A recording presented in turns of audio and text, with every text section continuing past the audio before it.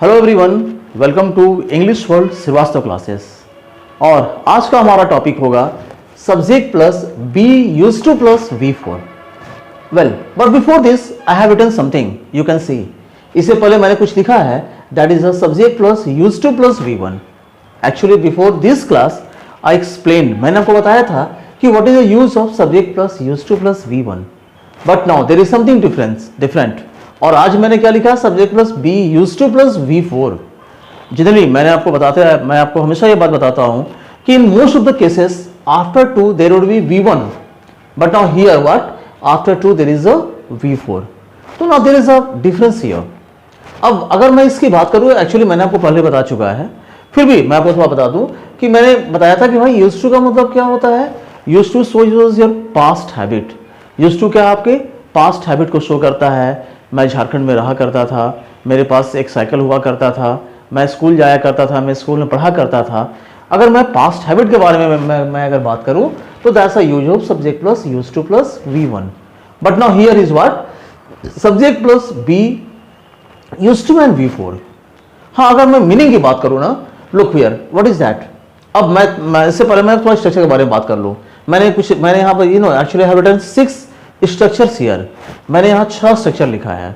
क्या क्या लिखा है, subject plus is am are used to then V4, remember it.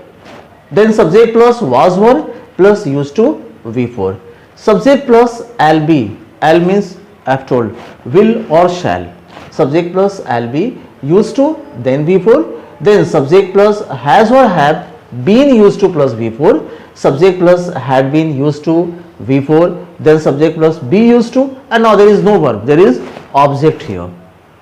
well, in every structure there is little bit difference। Her structure में कुछ ना कुछ डिफरेंस है, कुछ छोटा सा डिफरेंस है।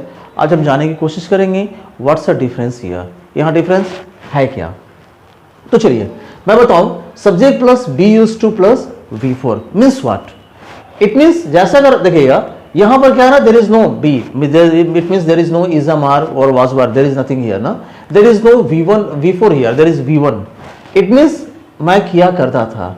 बट हियर अगर मैं यहाँ के स्ट्रक्चर के बारे में बात करूं तो क्या ना, यहां पर मतलब होता है आदी होना, अभ्यस्त होना। ओके ठीक है, मैं बोलूँ ना, मैं गाना गाया करता था, मैं गाना गाया करता था। तो then what to say, I used to sing a song. लेकिन मैं बोलूँ ना, मैं गाना गाने का आदी हूँ। आदी हूँ मीन्स अभ्यस्त हूँ, मतलब I have no problem. Yes, मैं कंफर्टेबली मैं गाना गा लेता हूँ। इट मीन्स यस, मैं गाना गाने का आदी हूँ। Then what to say, yes I am used to, look V4 ना, I am used to singing a song. Actually when I started teaching, जब मैंने पढ़ाना शुरू किया, तो yes I was getting some problems.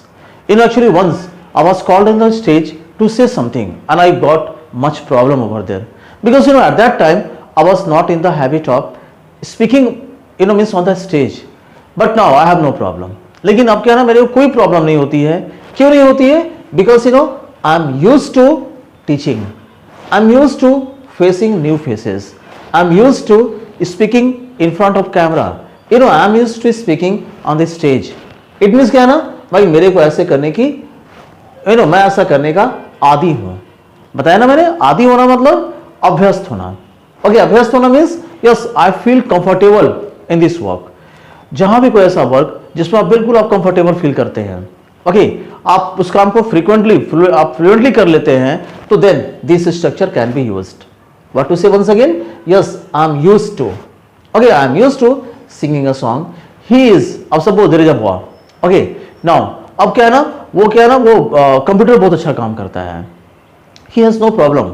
और मैं बताऊं actually he is used to working on computer. Yes I am used to delivering speech. यस, मेरे को स्पीच देने में कोई प्रॉब्लम नहीं है, आई फील वेरी कंफर्टेबल, है ना ये वेल। तो then how to say, yes I am used to, okay delivering speech, तो इट्स फॉर प्रेजेंट।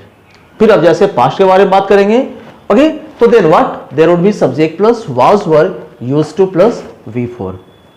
क्या ना, यस मैं पढ़ाने का आदी था, मैं सुबह उठने का आदी था, ओके मैं खेलने का आदी था।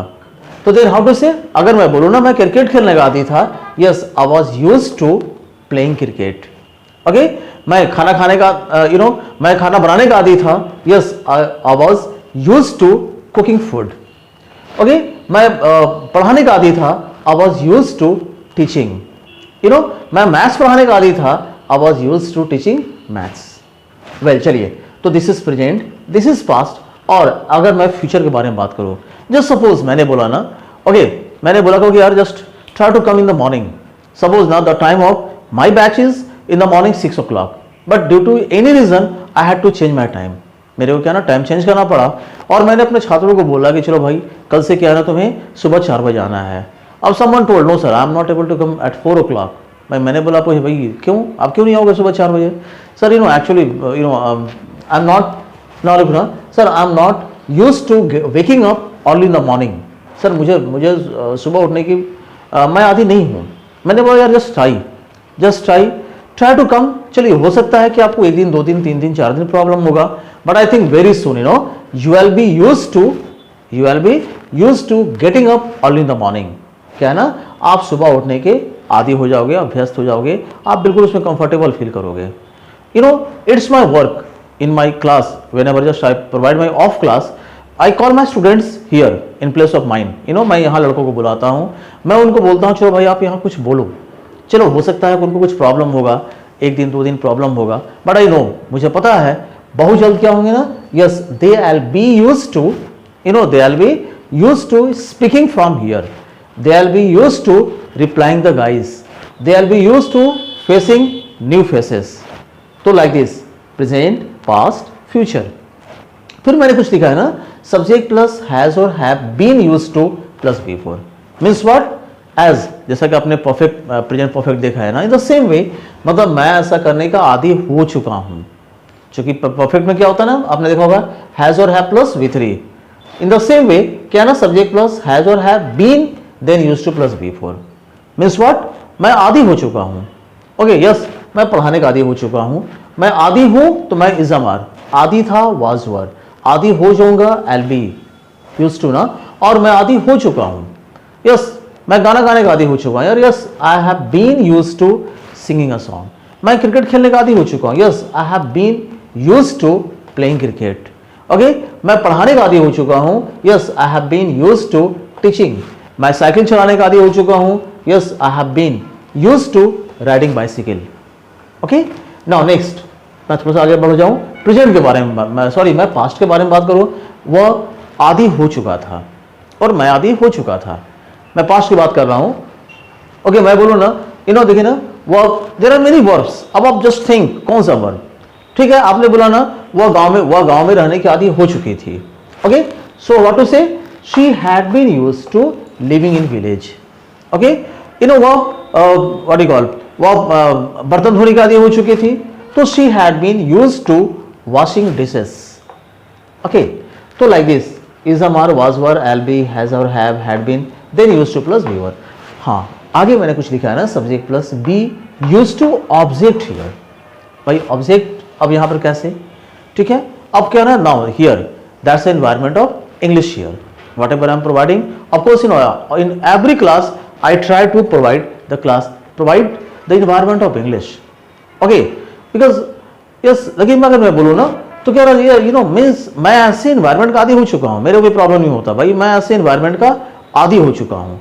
अब there is no verb, look here ना, there is no verb, that means there is no action verb here। तो मैं क्या बोलूँगा, मैं बोलूँगा I am used to such environment, मैं ऐसे environment का आदी हो चुका हूँ। तो मतलब दैट मीन्स मैं ऐसे environment का आदी हूँ, सॉरी मैं ऐसे environment का आदी हूँ। यस, मेरे को कोई प्रॉब्लम नहीं होता है भाई। अगर मैं बोलूँ ना, चलो मेरे को क्या ना, मेरे को क्या ना, वट एवर ना, अगर मैं ऐसे इन्वायरमेंट के बारे में बात करूँ, मैं इंग्लिश की बात करूँ, मैथ्स की बात करूँ, if there is no action verb, yes I have a marker in my hand, okay, and I have no problem to write with this. इससे क्या ना, मेरे को लिखने में भी प्रॉब्लम नहीं होता। क्यों नहीं होता है?